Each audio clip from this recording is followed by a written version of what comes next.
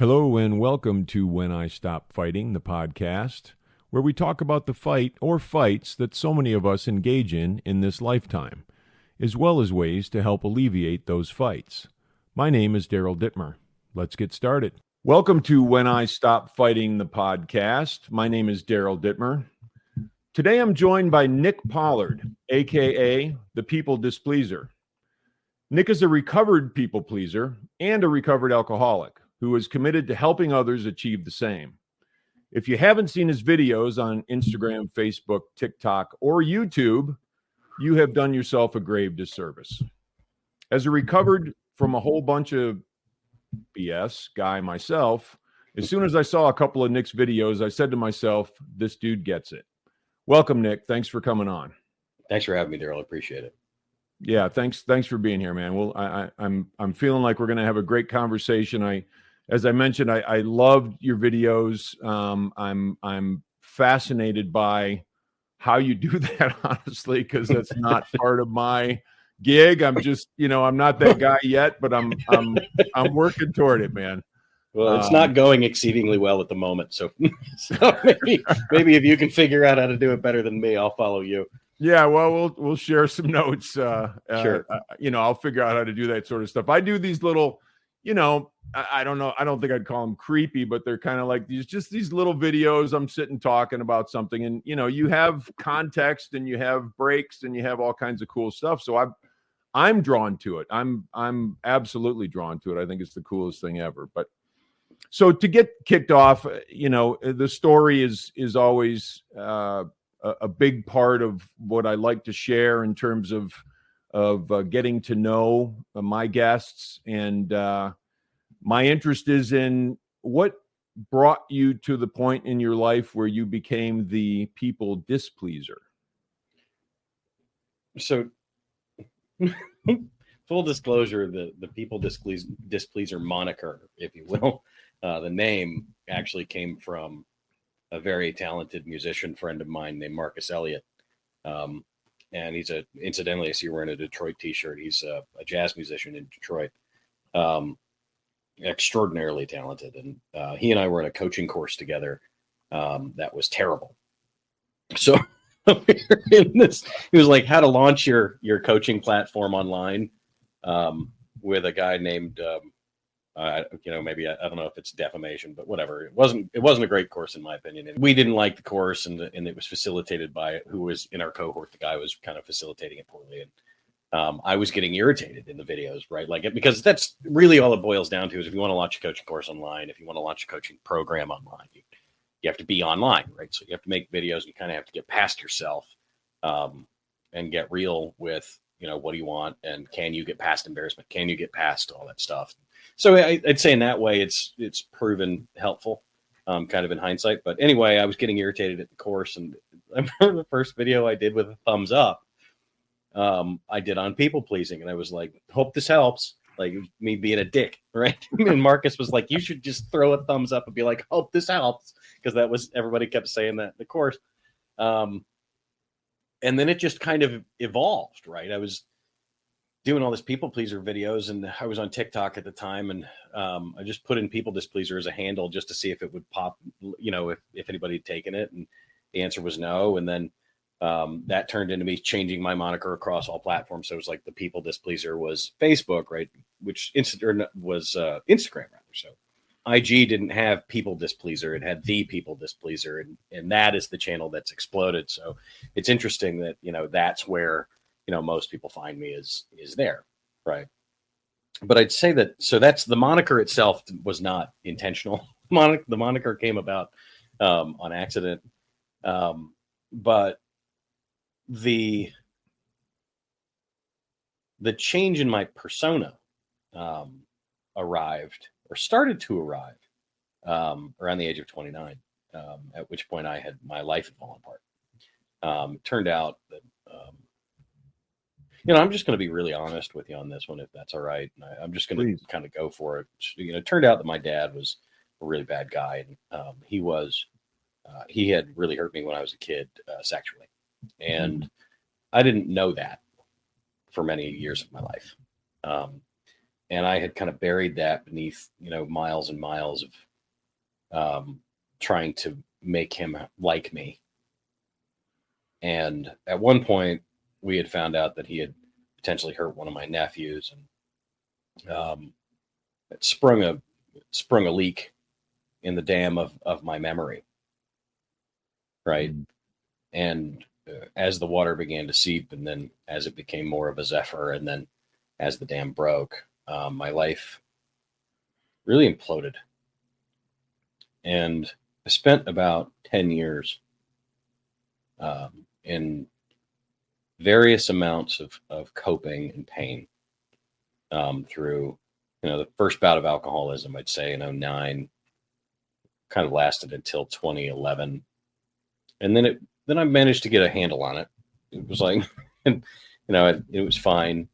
And then, it slowed down quite a lot in 2011, 2012. And then around 2016, my father passed away. And the problem is that you don't know that you didn't deal with the trauma until somebody rips it open again. Mm. Right. And that really ripped open, all this, work that I thought I had done, and all this healing that I thought I had done, all this reading and all, I was doing all the really feel good shit around personal growth that, like, we all do, which is like, I'm going to intellectualize this until I think I've beaten it. Right. Yep. But underneath all of that pain, underneath all that healing, was I had just buried it with something else. Right. I'd buried it with Zig Ziglar before, and I'd buried it with Tony Robbins before, and I'd buried it with Brian Tracy and Og Mandino. And I was trying to be the best darn sales guy I could be until I was 29. And I'm really good still. And I learned a lot from those men. And then, then I was like, okay, I'm going to lean into personal growth. I'm going to learn how to breathe and meditate. I'm going to ride bicycles and shit. I'm going to sing Skyrockets in Flight and feel good about myself. Turns out when you just paint over bullshit, it still smells like bullshit. And the walls came crumbling down again. So in 2016, on May 17th, I can actually pinpoint the very moment that my life changed. And I started drinking really heavily, probably beyond what I'd ever done before. And honestly, I was more wounded and more afraid than I think I'd ever been. And I didn't stop doing that until April of 2018. So I spent 2 years, heavy-handedly drinking. And before that, it wasn't good either. My father started to die about a month before. And he went quick. He got a really aggressive form of lymphoma that kind of took him out. And so from really, I'd say probably around April 18th and that may be the date actually, until May, I had just kind of started, and then it got worse, and then it stayed worse. And I just kept, kind of degenerating down this awful hole, or kind of degenerating down this hole. And on April 17th of 2018, I called my mom, and I told her I was dying. And I didn't mean that figuratively. I meant that literally. I was literally shaking on a bar stool at 11 o'clock in the morning. I couldn't get food to go down. Couldn't drink anymore. Well, I did end up drinking more, but I couldn't drink anymore. And I said, I need you to come get me and put me in rehab. It's a long way of saying that in 2009, I realized, I think for the first time, that I had been living my whole life to try and live up to who I thought he wanted me to be. And the challenge was I couldn't do it fast enough. So I never went to college, really. I mean, I went and got an English degree, but I never did because I wanted to get there faster, right? I wanted to be a wonderkind. I couldn't tolerate that I wasn't enough now, right? at 29, 29, I'm not enough. What a surprise. Nobody at 29 is enough. You've got a lot of fucking work to do. So, I stuck to 29. Yeah, right. absolutely. So that was the first time I realized that I was trying to do it for him. In 2018, I started to realize I was doing it for everyone but me. And that was a big shift. And I started to do really well. And then, as I'm wont to do, I started to throw everything away about 9 months later. At this point, I'm in roofing, and my buddy owns the company, and I'm crushing it. I'm making good money, and my life's slowly getting better again. What do I go and do? I go and get in a relationship with somebody toxic as shit. And we blow my life up for 2 years. Now, at this point, I'm still making money and I'm still successful, in the, kind of monetary term, or I guess, societal expectational term. And so we did that for 2 years. And then in 21, we broke up. Thank God. And I was sitting in an Airbnb, broke again. This is the third time in 13 years that I'm broke as shit. And I'm crying. The only thing I owned at that point, I had an RV that was worth about 30 grand, and I ended up selling it. And I had my COVID unemployment coming in. And I had a few bucks from the roofing company still left over. And I was sitting and I have this computer, right? I still have it, actually. Still have the damn thing. It's here with me. And and I was sitting there crying. I was typing letters out to myself, right? And these long, kind of arduous, I love you kind of letters. And I was just doing this catharsis of trying to figure out what the fuck. And all at once it came to me, and it was like I got hit in the head with a brick. It was like, I've never fucking done anything for myself.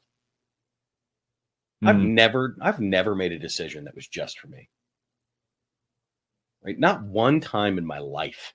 I can look back on everything, not once have I done anything that was even remotely what I wanted to do.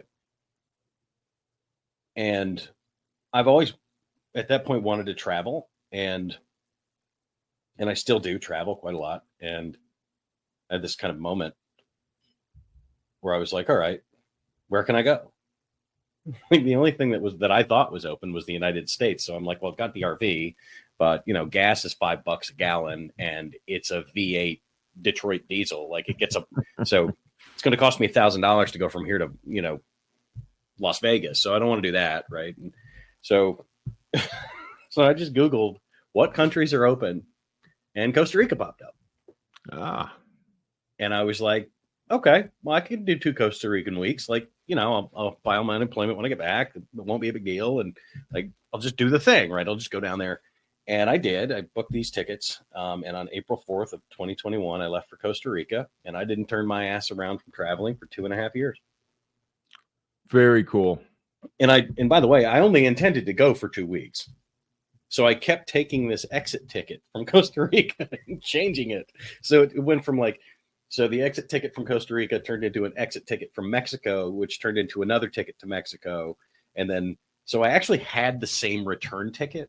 Now that I think about it, I had the same return ticket for 19 months. Wow. Wow. And through that, I started to that's when I launched the coaching company. I told you about the moniker and how that all happened. And I kind of got to a place where I'm like, I really love my life, and I want to keep doing it the way I'm doing it. And, how do I do that? How do I live in a way that's more productive and conducive to who I want to be, was kind of the question I was asking. And, what does it look like to align with a purpose? And I had been a coach for years. I love coaching. I love working with people, and coaching was the first thing I thought of. And, it's virtual. I can do it from anywhere. And it's like, that all lines up with who I want to be. And I started making videos, and the People Displeaser was born. I love it, man. I do. It's a great story. And I'm right with you on, I got sober at a young age, but my life was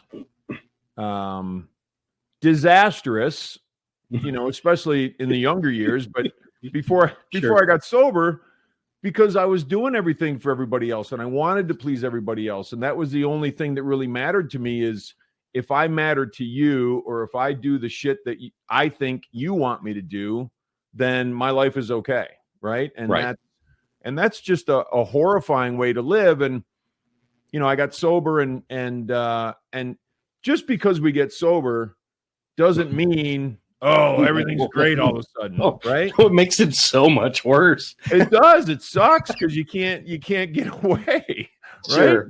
You're trying to wriggle away, and it's like, well, no, you can't. I'm sorry. And Well, go go ahead. ahead. Well, you're describing what, I work with a man named Dr. Robert Glover, who's become a friend and colleague through this journey. And I'm working through his certified coaching program now. And we talk about this kind of nice guy syndrome. That's basically what you described. Is I'm managing my shame by making other people happy. Right. And then before that, you were managing your shame by drinking. Right. And so when you get rid of one, you got to get rid of the other. And then you got to figure out, okay, how else am I managing this toxic, I'm not enough, I'm a piece of shit shame? And you just constantly through that battle. It's really exciting. And then the more successful I got, the harder this got. It's hard, man. I mean, I was 19 when I got sober. So I'm this idiot that's now sober. Right. And so I have to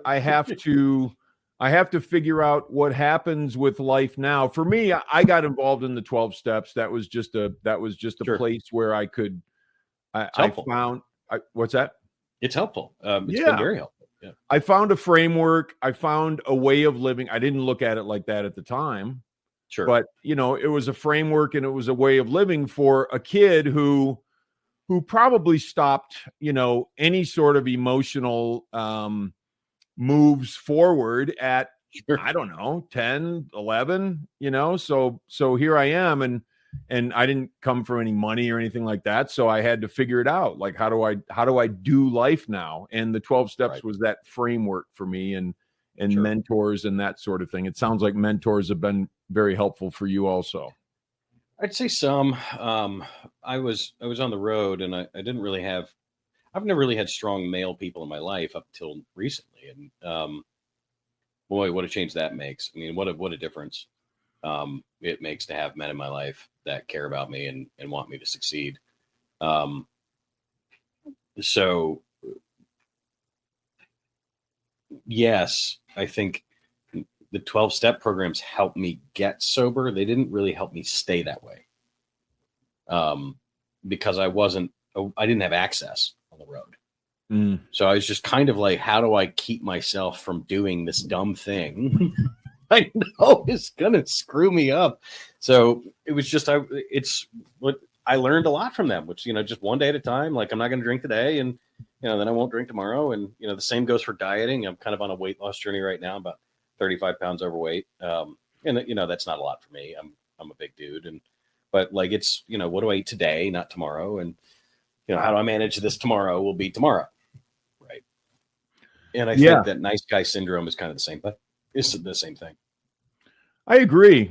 Yeah, absolutely. I'm, it's easy to get sucked into a whole bunch of shit, right? It's easy to get sucked into anything that can keep me from burying my face in what I need to bury my face in, which is, how do I improve me? Right? How do I make myself a better player in this world, in this universe, for other people?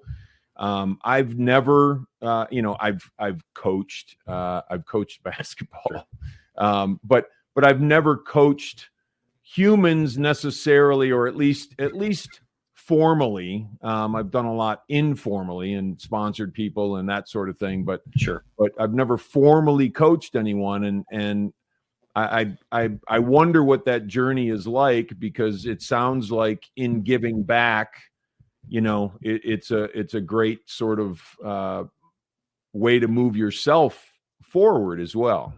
Yeah, I'd say the work I've done in, more specifically in my boundary boot camps with kind of one to many, modality has been really useful for me, and just kind of teaching how to work through what are your boundaries with yourself more than anybody else. And then I think the one-on-one work, I'd say it's self-servingly altruistic, which is because I work with men who are very successful, and I end up caring about them. They end up caring about me. So I have this kind of awesome network of men worldwide that I can, if I'm really in trouble, I know what to do, right? Just reach out to my boys, and they'll either come get me or they'll help me get back up, right? And that's what I think. I think that's what it looks like when you stop fighting alone. To quote your book, it's like When I Stopped Fighting is a great title. When I Stopped Fighting Alone, thank you, is when that's when it got interesting. And I battle still, so I'm not sober any longer. I'm what we call a recovered alcoholic. You probably know as much about that I do, which is I tend to allow myself the occasional drink from here to there, right? And in recent weeks, I posted a video around how I was going to quit drinking again for a year. And the reason I'm doing that isn't because I see it as a problem. I see it as a hindrance, right? I see alcohol now as like, when I use that substance, it should be for the purpose of societal enhancement. It should make my life better when I do it. Anything I do, if it's not making my life better, then it's probably making my life worse, right? And I started to recognize that there's some things in the background, kind of running background apps in my head that are not getting dealt with around fear. I mean, I've got a book coming out. I'm scared, right? Of course. I've never been on that stage. I've never had that kind of exposure, provided it gets any exposure. And then there's that fear too, is like, I'm going to write this whole fucking thing. Nobody's going to read it. And then, and then, my Instagram following is doing good, not great. So it's like, it's actually shrinking a bit, which is, I understand it's kind of part of the process as I kind of figure out a new style of voice and do more of me. And like, so I have all these fears, right, that are playing around. And I said to myself the other day, I guess it was 2 weeks ago, I'm going to not do this for a while, right? And I'm just going to let myself have that. And I'm going to let myself have sobriety one more time. And I'll be darned if I didn't just screw it up in like 5 days. And I was like, okay, so what's this? Like, what is this? Right? So instead of kicking my ass now, like I used to, I get curious. Right. And I play now in this world of like, okay, what is that? Like, why did I do that? Right. And yep. Or more importantly, I think the question is like, what makes me do what I do? Right. And when you ask yourself that question, be really prepared. Like, what makes me do what I want to do? You're going to get an answer and you're probably not going to like it. True. Yeah. No, I the fear thing, I'm with you, man. And I've been doing this for a bit, and not the podcast thing, not the book thing, nothing, just the life thing. Right. And trying to get better at it. And I'm not a young guy, but there are times, I mean, when I wrote my book, I'm going from, oh, wow, that's pretty cool. My wife reads it. She's like, yeah, that's pretty cool. And then I'm like, oh man, you suck. Nobody's ever going to buy this thing. Nobody cares. Nobody's, you know what I mean? I'm having those conversations with myself, but then I have to just be like, you know what, quit being a wimp and just write the feel free thing. To use your full range of expression. I'm clearly doing that. So. Quit being a puss bag, right? I mean, I have to put myself in a position where I am scared and it's okay. And I just keep going. Right. I mean, right. That's what life is. If you talk to anybody in my life that has known me for, more than 20 years, they'd be like, Daryl, podcast, like, what the fuck? What's going on? Like he's not the podcast guy.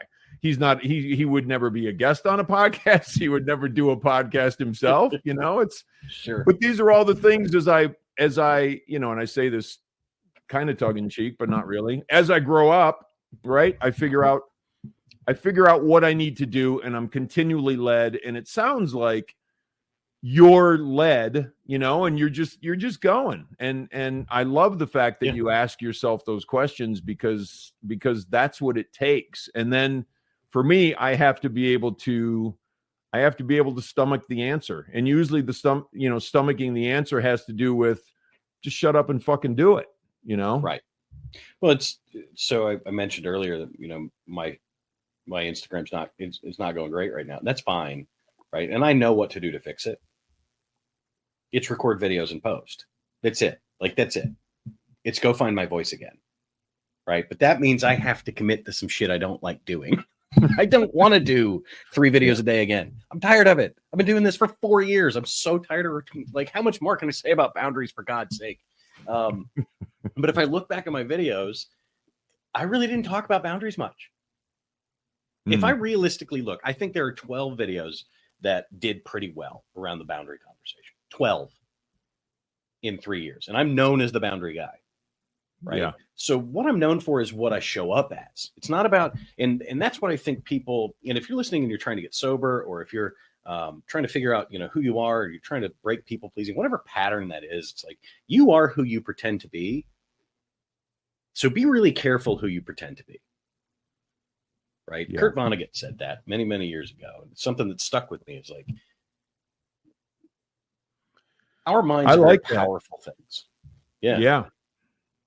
He's my favorite author, so if I quote Kurt, it's probably why I've read it. I've read all this shit.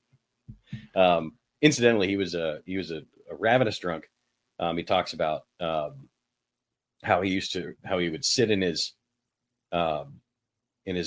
living room and type with his pack of Pall Malls and a bottle of scotch and his dog, and they would talk some, he and his dog. And then, right about midnight, he would pick up the phone and he would dial an old girlfriend's number from 30 years ago and try and find her, back when he had rotary dial a phone. But he ended up sobering up very late in his life. And the letters he wrote himself are actually really fascinating. So it's like this whole thing's a journey. And it's supposed to be a fun one. Like, it's supposed to be a little fun. It's also supposed to be really painful. Robert Glover says, we're born to hurt. Right? At the end of we are born dying. Yeah. So the minute you're born, the clock started ticking. Yeah. So what the hell do I do in between? Right? What the hell do I do in between? And that's the question. Right. Mark Manson said that. He's like, when you realize that nothing matters, everything matters. Right. Right. Nothing matters. Nothing you do matters. So then everything you do matters. Right. Everything you do unto you matters. It's I know we're throwing out the quotes here, but it made me think of the your life is made up of 2 dots and a dash. Make the most of the dash. Or two. That's two who said that? Dash. 2 dates and a dash. Make the most of the dash. You know what? I don't remember, and it wasn't me. But we'll give credit to someone else. I just don't know who the hell it was. But we need a podcast producer like Jamie on the Rogan show. We would already have. He would have known that quote before we even said it. Right. Yeah. I mean, I think it's interesting because once I've accepted, and for me, it's the fighting thing, and I can fight anything. I will fight myself. I will fight somebody else if they want me to. I will fight how I do things. If it's not working, get a bigger hammer. I mean, that's how I grew up, and that's what I was taught. And if there's not a bone sticking out, or you're not bleeding out, you're not hurt. I mean, all those kinds of things, right? So. Yeah. So how do I take that, that box of stuff that I'm handed when I'm a kid, whatever that box is? We all have a different box, but it's all probably shit that we need to figure out at some point, right? Yeah, it's or jettison or whatever it is. So how do we take that box and jettison or sort it out and make a life out of it? I think that's the question. Going back to your kind of alma mater in personal growth, it's through acceptance, right? And it's interesting. I went to my first AA meeting this week. I hadn't been in 2 years, But I went with a friend of mine because I'd kind of hit that bump, and I just wanted to see that. I wanted to see that world again, right? And say, okay, I know what this looks like. I know who I am. I know where I came from, right? I happened to go to, it was like one of those ones where they read the 12 principles, and and we were talking about the idea of powerlessness against alcohol, which I actually disagree with that narrative, but you know, I won't fight it. I won't fight anybody on it because I want you to do whatever works for you. And I don't, and it's not because I disagree that you're powerless against alcohol. I think you're powerless against everything. Yeah. Right. And so there's really only, and the Stoics talk about, there's really only two things in your life that you can control. It's yourself and barely that, and how you feel about things. Right. And so I think when you relieve yourself of outcome-based thinking, when you stop thinking toward outcome and start thinking toward leading measures rather than lagging measures, and doing the front end work because you enjoy the front end work, because the journey is important, then what I find is this kind of joyfulness in the simplicity of life. It's really not all that complicated if you take away the outcome. You know, so if I go into this next 9 months of where where I get to, to quote Gary Vee, where I get to make 3 fucking videos a day again. As I move into that version of my life, if I'm focused on like, I got to get 5 coaching clients, or I've got to sell so many workshops, or if I'm focused on that outcome, then I'm going to be screwed. The only thing I can really do is say, okay, I'm going to do the work. And if the work doesn't work, then I have to change what I'm doing. Right. And I think people get caught in kind of this sunk cost fallacy. And I think this is part of what's been going on for me, is I'm like, well, I've been the boundary guy for so long that, like, if I don't talk about boundaries, how are people going to know what I'm selling? Who gives a shit if they know what I'm selling? Just do the work. Yeah. Just do the fucking work. Just get out there and make the videos, make the contacts, do the things that you know you need to do, and love people where they are. And Daryl, I think that's probably the biggest thing that people miss, like, especially in an election season, is it's actually really easy to do life when you love people. And it also makes it exponentially harder. But life becomes real easy when you just give away love and kindness, with boundaries, of course, and let whatever comes come. Yeah. I mean, I 100%. I'm fascinated by, and it, it takes a long time, right? And experience matters, and all of the journey matters. Sure. And I get my teeth kicked in every once in a while, and that's just part of it. But the key for me is, what am I making out of myself so that I can be good to people, so that I can smile at the cashier and strike up a conversation and be kind. So I'm not all wrapped up in my own shit. I'm actually able to think about, and I don't think about loving other people as much as I do just being a kind person, being a good person, being a person who can pay attention to others, because I don't have to worry about all my own shit. And and that's a very freeing place to be. Yeah, you're not wrong about that. What do you think is, like, when you think of meaning, what do you feel is the meaning of all this? This whole life thing? Yeah. I honestly, I don't ask myself that question. Not because I'm seriously, not because I'm, nervous about, oh my God, what if I get it wrong? Or, oh shit, what is the meaning? You know what I mean? Like, oh, they told me in church the meaning was try not to go to hell, Right. And which I jettisoned a long time ago. So that one went out the door when I was like 22. You would be both. Just try not to go to hell. Oh, yeah, just try not to go to hell. But the problem is, meaning is the next thing. It's like, but the problem is, you do so much dumb shit, Daryl, you're probably going to hell. Right. Like, if I believe that way. So those things I had to jettison. The meaning of life to me at this point in my life is, and this is just off the cuff because I don't think about it, but it's to be the best version of myself that I can be, so that I can be a good version of myself for everybody else in the world. Sure. And then I die, and that's cool. Right. Right. At the end of the day, I'm a quote guy clearly today. It's not very often that I get all the quotes in my brain, but Jim Morrison said it best. No one here gets out alive. Right. And there's beauty in that. In my estimation, I've lived by this axiom for a while. It changed a little, but I believe that love and adventure are the meaning of life. I've believed that for a long time. I added in kindness recently because I believe that kindness is synonymous with all things good. Kindness is synonymous with honesty. Kindness is synonymous with adventure. Kindness is synonymous with the word yes and the word no. Kindness is I think when you look back at a life well lived, no one will ever say, I wish I had been less kind. Right. Yeah. And I had so little of that in my life until I started giving it away. For sure.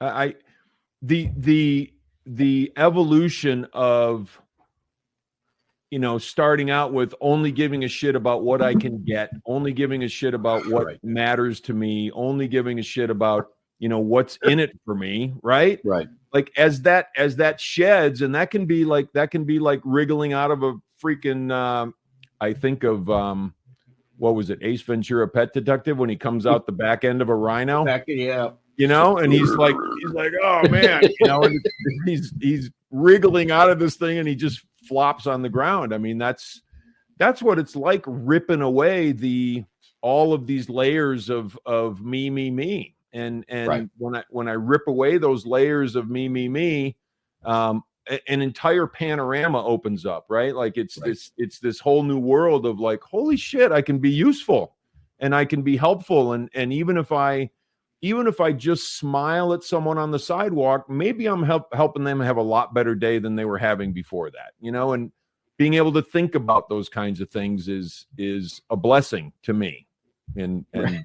I'm grateful for it, because if I'm wrapped up in all my own shit, like, what's the point? There's a whole world out there that ain't me. So I do this video from time to time where I talk about how nobody gives a shit what you're doing. And there's a chapter in my book. My book's ridiculous, by the way. I can't wait. It's completely ridiculous. It's basically a debauched memoir with coaching stories at the end to help you kind of take back your life. But one of the chapters is called That Time I Shit Myself at the Giggling Grizzly. And and it brings me back to this kind of thought through this arc of a conversation, which this has been fun, man. But this arc of a conversation kind of given way to this idea that like who you are today won't even resemble who you're going to be in 5 years. Like you will forget this version of you, within days, weeks, or years. You will forget this version of Daryl because you'll be writing your third book, right? You'll be an author 3 times. You'll be best-selling. You'll be doing something different, right? And in that moment back then, and I won't give away the story too much because it starts as much as it ends exactly how I described it. And I'm having a hard time moving past it, man. But all right, let's go. But it's like, I'll tell you the story if you want. I'll give you the Clips Notes. But when I think back on that one, and I'm really grateful for this, by the way, this conversation, because you finally have given me the coaching answer to that chapter, which is, who are you now? Who were you 5 years ago? And then who do you want to be 5 years from now? Right? If you can condense all that into one narrative, then best of luck to you. But you can't predict that. You know what that is behind you, right? But you couldn't have predicted now that you'd be here. Even when I was stuck in my, bottle a day alcoholism, I would have never thought I'd have been there at 33, right? Or 36 or 30, 38. It was my 38th birthday was the last time I went super hard. And then, it started to devolve again. And it was like, this has got to stop. Right. So I could have never convinced myself Oh, shit. I mean, I'll tell you right now, I was in my AA meeting in 2021. I was talking to my sponsor, Paul, if you're listening, thanks for doing that. I was a disaster. And I said, I want to start this coaching company, but I'm afraid because I'm never going to be successful financially. And he goes, who the hell says that? Like, where did you get that data? I know a lot of successful coaches. And I'm like, but you can't, all the coaches I know are broke and like all these things. And I'm not broke. I've got a very happy, successful life. I'm not wealthy by any stretch, but like, I never imagined 5 years ago that I would have traveled the world for 2.5 years, that I would have been to 8 countries, that I would have lived in Argentina for 3 months. Like, none of that I thought was going to happen. Right. And let alone did I think I'd be on an author's podcast, that I would meet Dr. Robert Glover, that I'd be on my way to meeting the big podcasters of the world. Like, all of this is coming true. But 5 years ago, Jesus, I was just trying to stop eating Sour Patch Kids every morning. It's the little victories, right? No, that's yeah, no, it's true. I've held this for a long time in terms of my life, and when things are going really shitty, there's this part that's like, oh man, what the hell is going to happen next, right? Right. And when things are going really well, and you find a place where there's some contentment and you're feeling better and you're like, man, I can't freaking wait for what's next, and the best part of life at that point becomes, for me, how it happened was I can't wait to see what's going to happen next. And bad shit happens. I've had tons of bad stuff in my life and whatever. I mean, that's just part of it. And that's part of the journey. Like you mentioned earlier, life is about pain. Right. And I think, what's his name? The Road Less Traveled, Scott Peck. Yeah, M. Scott Peck. He talks about that. Life is pain, and it's a difficult journey. And do you know that he was that is still to this day the number one best-selling self-help book of all time? Oh wow, I did not know that. Yeah, they still sell millions of copies of that. He was an alcoholic, like almost till the day he died, and smoked like 2 packs a day. Wow. And somebody asked him, like, why, if life is pain and that, and the secret is to give up, somebody said, why don't you give up smoking? And it was after he'd gotten sober. And he goes, I'm not ready yet. Yeah. Like, how powerful is that? I'm just not ready yet. Right. I don't blame him. And right. Right. Right. I mean, I've got my little vape here. Like, nicotine's a part of my life. It's staying that way for a while. I'm okay with it. Yeah. And that's the thing. And that's, another thing that when I talk about the fight, those are the fights, right? You mentioned the word should earlier, and I think of it like I just, I can either should on myself, like you did at the Big Grizzly Bar or whatever the hell it was. But the Giggling Grizzly. Shout out to Denver, Grizzly, right? They know who they are. Should all over myself, or I can, I can understand that life is life, and stuff comes and stuff goes, and that's the trick, right? That's right. what we hopefully develop over time in terms of our life. And I didn't quit smoking till I was, oh Lordy, 20 some years sober. Good for you. So you were in your 40s. Yeah, almost. Yeah. So you're right about where I am. So don't tell my basketball coach from college that I smoked the whole time. But anyway. I've moved over to this from the Marlboros because it was getting out of control. Like, I'm 44. I want to be in good shape. And there it is, right? There it is. Like, I looked at it just like I did with alcohol in the last few months. Like, is this serving the greater purpose of who I'm trying to be? Is this somebody that I can respect? Right. Yeah. I have this question I ask myself. Really important one is like, what am I doing that I know I shouldn't be doing that doesn't align with who I want to be? And I ask it about every 6 months, right? usually right before a crisis. Right. And I'm looking at my life and I'm like, okay, I've had a hangover a couple of times this week. You see a train coming in the opposite direction. Yeah. I ask myself that question, like, and you know as well as I do how ravenous and dogmatic the rooms can be, especially, you know, for somebody who calls themselves a recovered alcoholic. And so I posted this video and I just got torched by the AA rooms, and it's fine. I know it's fine. You guys do you. But at the same time, I was like, you know, I don't want to be that either. You know, I don't like going and doing a thing and calling myself something I'm not anymore. And so I don't, right? And I think the minute people let go of their dogmas and start living their lives is the minute we become crazily more productive, right? Like I did the same with religion. I just, if you ever see Bill Burr talk about how he let his religion go, he kind of, there it went, right? I didn't read anybody the Riot Act. I didn't go nuts. Just like, okay, that's not serving me. That's not who I am, right? And again, it comes down to kindness. Kindness is nothing if you're not kind to you as well. And, you know, am I going to slip in the next year? Yeah, I'm okay, right? I know who I am. I know what's going to happen. And am I perfect? The answer is no. And do I intend to be? The answer is also no. And do I want to be? The answer is also no. I mean, who wants to hang out with a perfect person? That person would be boring as fuck. Like, you have everything figured out. What are we going to talk about? Horrifying. I'm a disaster. That's yeah, right. That's what makes us. That's what makes this, you know, community of love like happening, you know, in the world is, you know, people that we can get together and have a cool conversation because both of us realize we're still fucked up. And like, I'm going to go to my grave fucked up. So I may as well just be fucked up and know that like I can fix the little things, and little things turn into big things, and big things turn into big things. And yeah.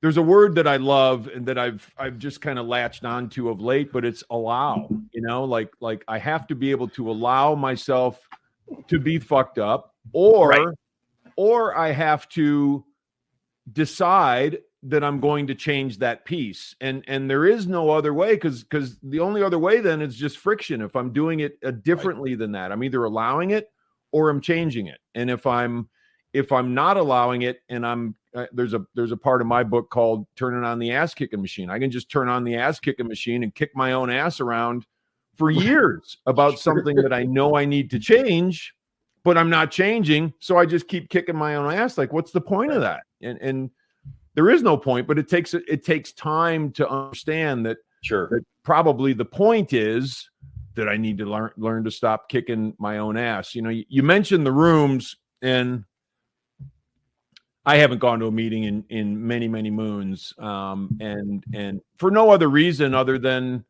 you know, I had to get on with life, and I had to get on with moving things forward in ways that weren't necessarily in the rooms. And, you know, it's all in the principles and all that sort of thing. And Sure. That's completely cool with me. And I've explored so many other ways to improve my relationship with myself and the world. But, you know, AA they'd freaking slam dunk me right now, you know, in terms of the things that I would say at a meeting. Right.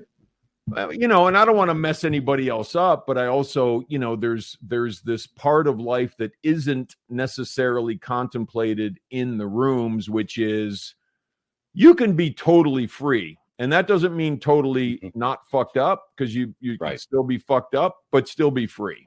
And that's a hard thing for people to get their head around, because people attach to their afflictions, people attach to their disease or their, you know, whatever. And it's like, if you don't attach to that, then you can be free. Well, there's this narrative of trauma fetishization that's going on in the world right now, where everybody's, you know, anybody that's mean to me is a narcissist, and like, you know, everybody's, you know, blacklisting their parents. And listen, you're free, like, especially if you're in the Western world. Are there people that are not free? Yeah. But even people that aren't free are still free, because, you know, once you have your own mind, you can kind of accomplish anything. Right. And, you know, decidedly, you know, or would they say that, you know, the two of us are wildly privileged as we sit here with our, you know, pasty white shaved heads, you know, drinking coffee and smoking on a vape? Sure. but not as privileged as some others, and potentially maybe not privileged at all, because I was born onto a very flawed planet, just like everyone else. And the narrative around what is freedom is this idea that you don't have to identify with things that you don't identify with anymore.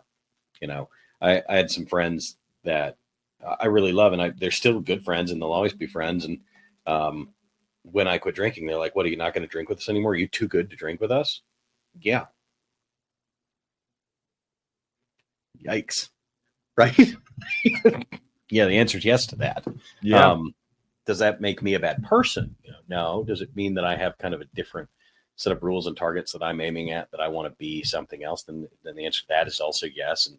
And I think going back to this idea of change is like we a very good friend of mine, his name's Cody Rain. He founded a company called Beyond Sober, and he'd be a great guest for you, by the way. He's kind of reminds me of Pauly Shore, if Pauly Shore wasn't, kind of old and decrepit at this point. But he reminds me of Pauly Shore, and he kind of talks like Pauly Shore. He's very excited about who he is. He was probably the reason I made it through that first year of sobriety. And one of the things he says is, what you don't change, you choose. Right? If you're not changing it, you are choosing it. And lack of decision is also a decision. And if there's something in your life that's plaguing you, whether it's people pleasing or alcoholism, or you're a narcissistic, wanton piece of shit, if it's something you want to change it. Right. I've often, it's funny, the narcissism narrative is so big now. And I've been the narcissist in a lot of stories, very specifically around women. And I'll admit freely that you take a nice guy, like certifiable, Dr. Robert Glover, nice guy, or a people pleaser, and you pour a bunch of booze on top of that, you're getting a narcissist. Like you Just combine those two, combine those two things, and you're getting a real piece of shit. Yeah. No doubt. I was awful. The kind of guy that shits himself at a bar on a Tuesday night. I mean, there's so much to be said for, I think, changing how we approach. We have to change how we approach life so we can move life forward in a way that makes sense for everybody, makes sense for every relationship that we have. And right. One of the things that I actually, my wife and I used to talk about, and we used to say, we had a restaurant for a few years, and we used to say, in terms of the staff and people that work for us, whom we loved, most of them, but you get what you tolerate. Sure. You get what you tolerate in business, but you also get what you tolerate within yourself. If you're tolerating bullshit from yourself that you're handing yourself, then you deserve every bit of it, and how do we sort of eke ourselves out of that nightmare, is the quest. Right. And you said it earlier. It's like, if kicking your own ass was going to work, it would have worked already. It would have worked already. Yeah, no doubt. I mean, I'm good at it. Like, I'm, pretty successful at kicking my own ass. So yeah, I think there's huge levity in understanding that ultimately you decide how your life turns out. And you can't predict the lagging measures of what success looks like to most people. Right. So you can't predict how much money you'll make. You can't predict how big your company will get. You can't predict how much of a coach you'll be or won't be.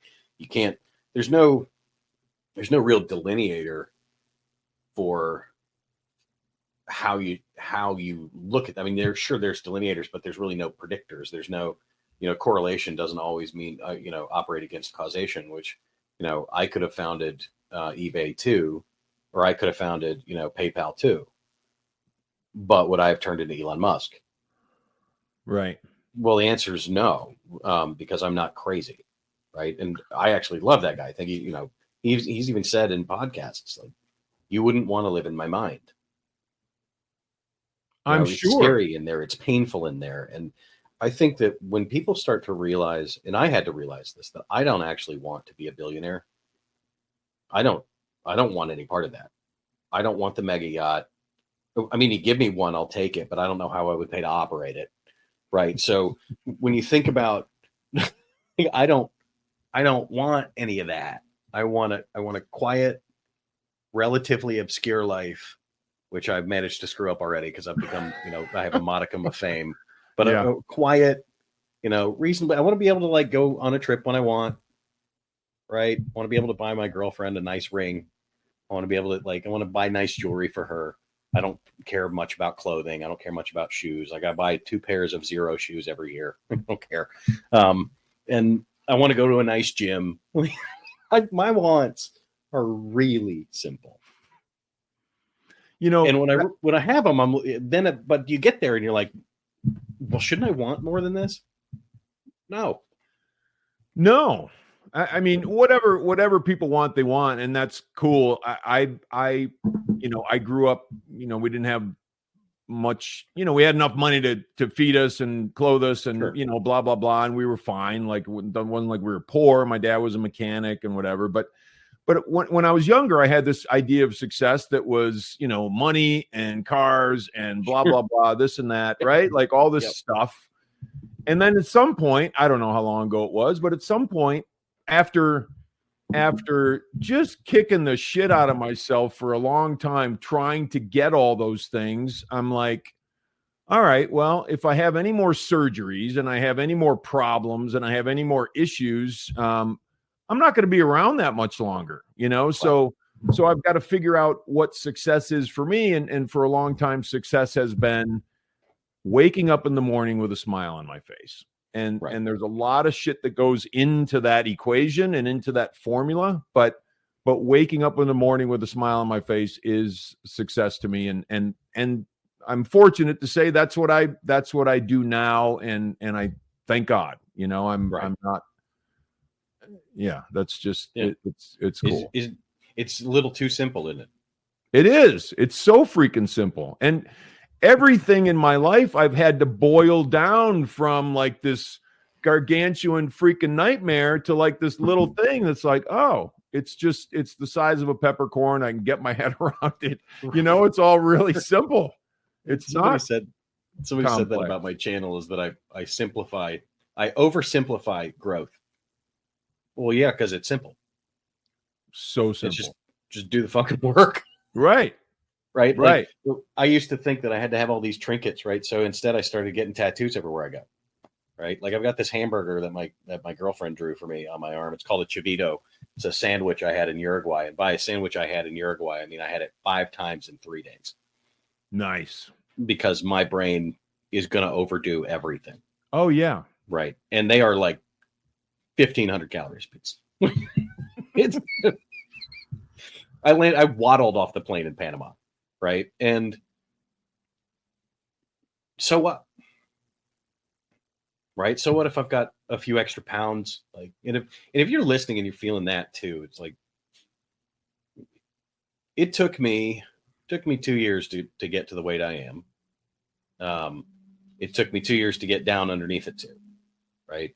And Jordan Peterson talks about how you can have anything you want in 5 years, as long as you know what it is and you aim at every day. And you're willing to wait 5 years. But you have to be willing to wait 5 years. Right. Right. And go through the shit. Right. And my ghostwriter, so I have ADD, as most people who struggle with, addictive personalities do. And I recognized kind of early on that like, I'm going to need some help to get this book done. So I hired a guy named Jeff Goins, who's a best-selling author. And he and I were talking. He's become kind of a mentor because he's been very successful in internet marketing. And he said, Nick, your life is going to suck. Like from now and like until 5 years from now, and in 5 years, you're going to say something stupid. Like, I would really like to scale my company. And then it's going to suck again. Yeah. And he's like, everything you do is going to suck, but it always leads, like you make bigger and bigger bets in your life as you go along. And then like you do that until you have enough that making small bets equals big returns. Right. right? And so, one of those big bets is like, I'm gonna bet on sobriety because I know that that's valuable. I know what that's going to give me, right? It's going to give me an entire year of perfect clarity, right? And if you're struggling with people pleasing, or you're struggling with boundaries, or you're struggling with, like, anything that you're struggling with can be solved kind of in two ways. Like, you got to get sober from something almost every time. And then you have to take care of your physical well-being. If you can focus on those two things, like get sober from whatever that is, and it doesn't have to be a substance, it doesn't have to be food, it doesn't have to be sex, it could be anything. It could be making other people happy, right? But you always have to get sober from something, and you always have to focus on your physical well-being. If you do those two things, you've started a journey. Without a doubt. Yeah, without a doubt, man. One of the things I talk about in my book is it's a holistic approach to life. I mean, you have to, it's body, mind, heart, and soul for me. And Right. So, the body part, if I'm trying to, sit in Nepal and hang out on a mountain and just meditate all day, but then, I take a break and go to McDonald's 3 times a day, I'm probably going to have issues. Right. I'm doing something I know that I'm not supposed to be doing. Right. Yeah. And life is so funny, man. It's, I'm really lucky. Like, there's a good component of luck in my life.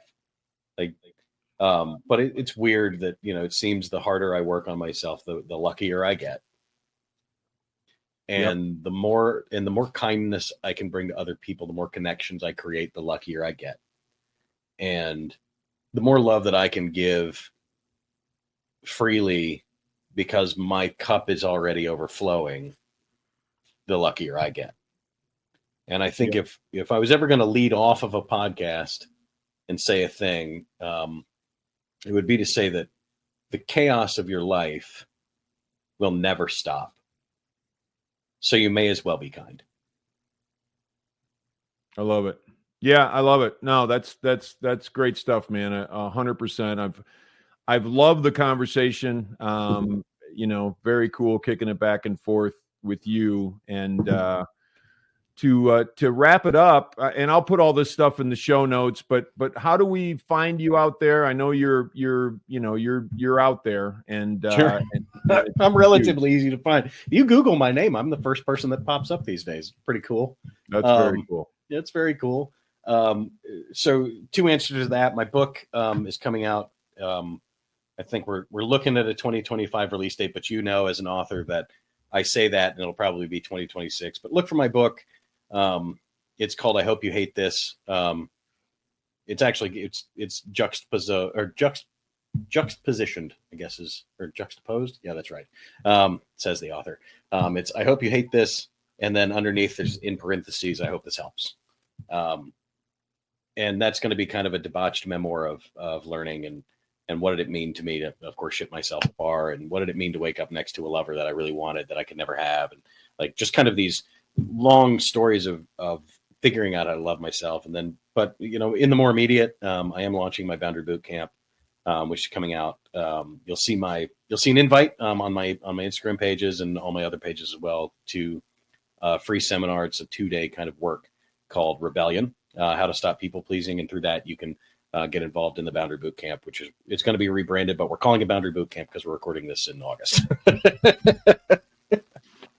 Cool, man. No, that's great. I love it. I'm there's a couple other things I was going to mention, but we're running out of time. Next time we'll talk about the joys of toxic positivity, because I had never heard that until I heard it on one of your reels. I was like, oh man, that's why I love this guy.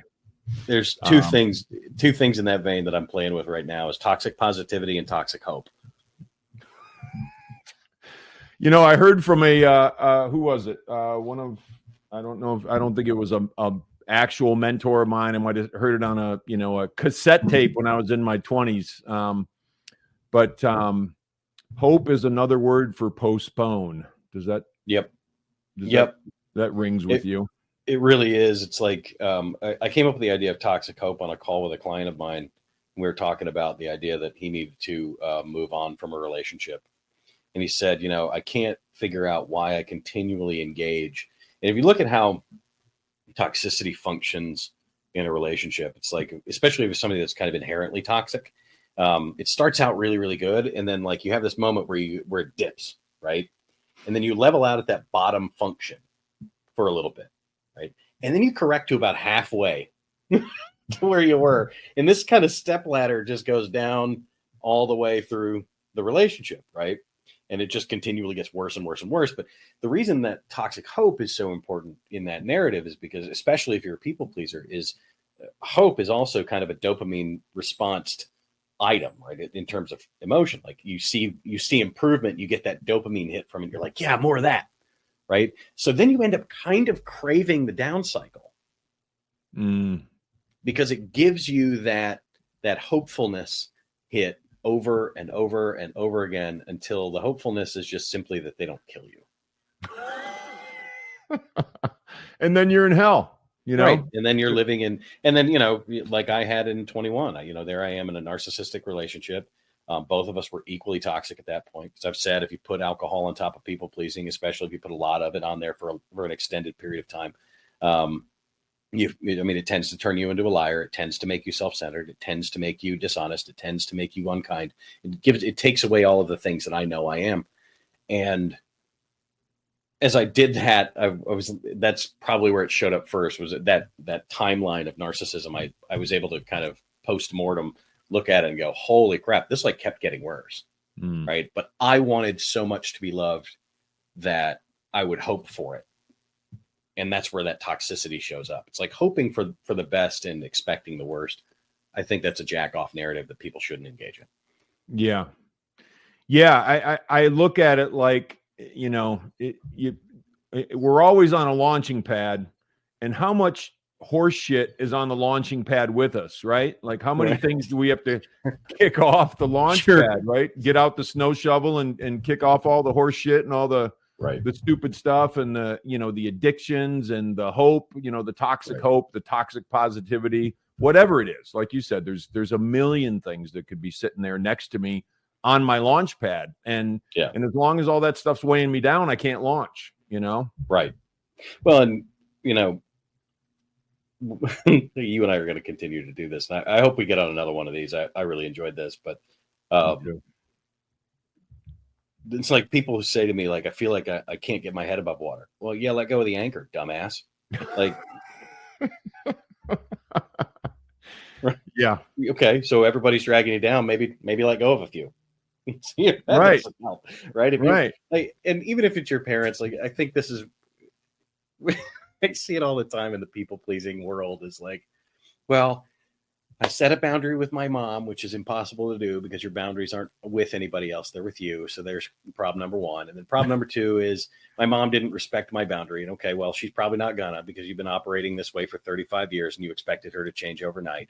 And then number three is like, I'm just going to eliminate that person from my life. And then you're going to tell me in a week that you're lonely and nobody likes you anymore. What a surprise. Well, yeah. Right. So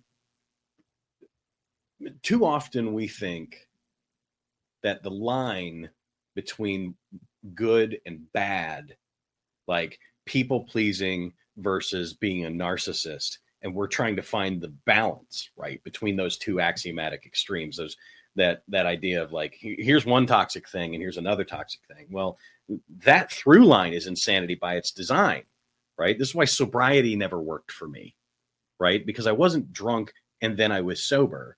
I needed to get from sobriety, I needed to get to integration, where I was moving up on that ladder, where I'm going, okay, now I'm happy. Like I'm living a life that is genuine to me.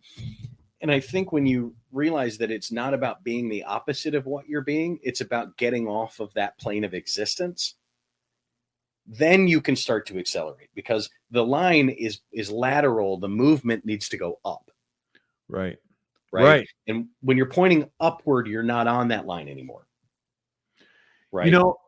Yeah, 100%, man. That my second book, the subtitle is "The Road You're On Is Your Own Asphalt," and it's about true north, and it's about moving forward, and it's not about perfection by any stretch of the imagination, but it's about continuing to improve myself and heading toward a trajectory that makes sense in my life and for me and for the people around me. And And it comes with casting off the bullshit, for myself. It comes with casting off the toxic humans that are surrounding me, all those sorts of things. But when you talk about that leveling up and that continued improvement, that's what I think about is I have to aim my ship toward true north. Chances are I'm never going to hit it, but I got to try to steer it in that direction to the best of my ability. Well, yeah, and that's kind of one of the principles of I think the first personal growth book I ever read that was really a good one was Maxwell Maltz, Psycho-Cybernetics, and that's the idea of course correction, right? Like you recognize you're off course and you point back toward your intended desired goal, right? So you're going to get off course, you're going to screw it up, and it's just a vital part of being who you want to be is recognize that you're going to fail, you're going to get off point. You're going to do this wrong. Yes, there's going to be rogue waves. Like things are going to happen that are going to throw you off of your bearing. And when they do, your job isn't to, it's like if I was driving from New York to Chicago and I took a left on 35 or took a right on 35 rather than going north, I went south toward Texas. Do I then pull the car over and do I get out on the side of the road and pull out a flogger and begin to whip myself, hoping that'll get me there?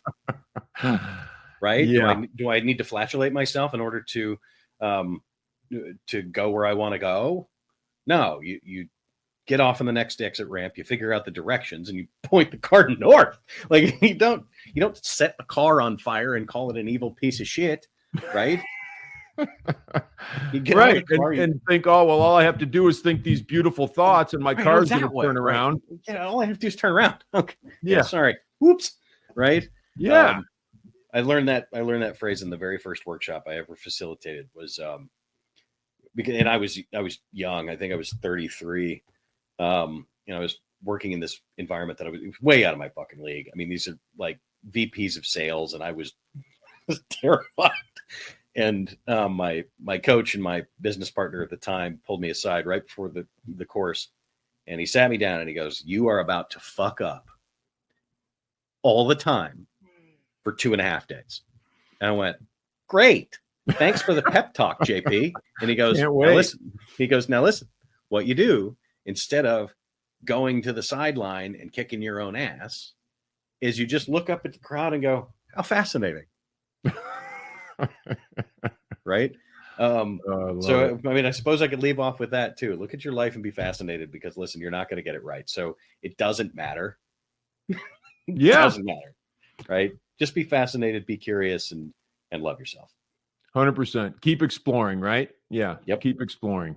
All right, man. Hey, thank you. Loved it. Really loved the conversation. Thank you for having me. And thanks for coming on and we'll do this again for sure. I want to get in the mix when your book comes out for sure. And get ready because I'll be inviting you on my own podcast.